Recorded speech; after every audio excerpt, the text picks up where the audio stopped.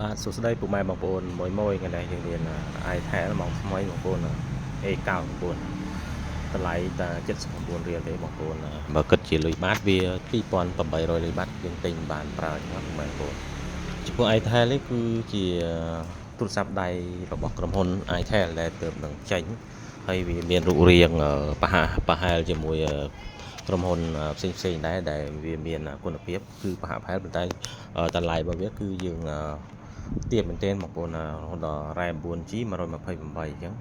ពុកម៉ែបងប្អូនយើងអាចយកបានដើម្បីថាតម្លៃប៉ុណ្ណឹងយើងអាចប្រើបានចំពោះបងប្អូនដែលត្រូវការទូរស័ព្ទដៃ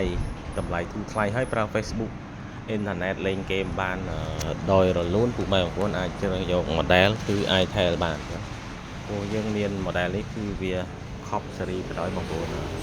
អានេះយើងមានពណ៌3ពណ៌4ពណ៌ហ្នឹងគឺមានពណ៌ខ្មៅនិងពណ៌ Titanium ហើយនិងពណ៌ទឹកប្រាក់អញ្ចឹងហើយខ្ញុំមិនបានបង្ហាញទេព្រោះនេះជាប្រភេទអវ៉ាន់របស់ក្រុមហ៊ុនគឺយើងមានធានា1ឆ្នាំអញ្ចឹងពុកម៉ែបងប្អូនមិនអស់បារម្ភរឿងថ្មហើយនឹងកម្លាំងសាកគឺវាធំផងដែរអញ្ចឹងបងប្អូនទីមួយ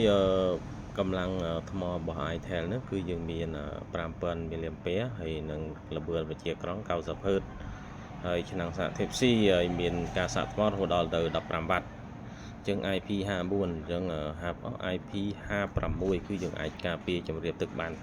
50% ផងដែរហើយណាមួយយើងមានគូតសាកក៏ប្រភេទ Type C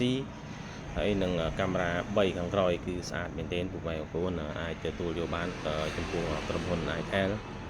គឺបានផលិតនៃទូរស័ព្ទដៃដែលមានតម្លៃអាចទទួលយកបានសម្រាប់ទីផ្សារយើងគឺប្រូលុយប្របាក់អញ្ចឹងពុកម៉ែបងប្អូនអាចជ្រើសយក iTel បានតា2800លុយបាតហើយនឹង$79ទេគឺយើងអាចទិញបានប្រើអញ្ចឹងពុកម៉ែបងប្អូនចំពោះកម្មវិធីឬក៏អេក្រង់ហ្នឹងគឺវាប្រភេទ LCD គឺយើងប្រភេទ